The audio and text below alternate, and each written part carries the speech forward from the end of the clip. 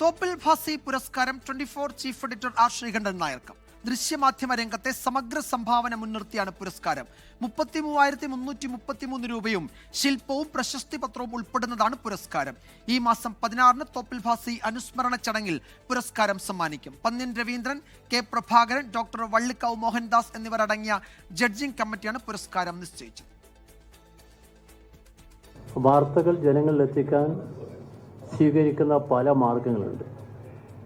ആ മാർഗങ്ങളിൽ നിന്ന് വ്യത്യസ്തമായി ഒരു പ്രത്യേക രീതി മനുഷ്യ മനസ്സിനകത്ത് എത്തിക്കാൻ ശ്രീകണ്ഠൻ നായർക്ക് ഒരു പ്രത്യേക കഴിവുണ്ട് എന്ന് നമ്മൾ മനസ്സിലാക്കുന്നു.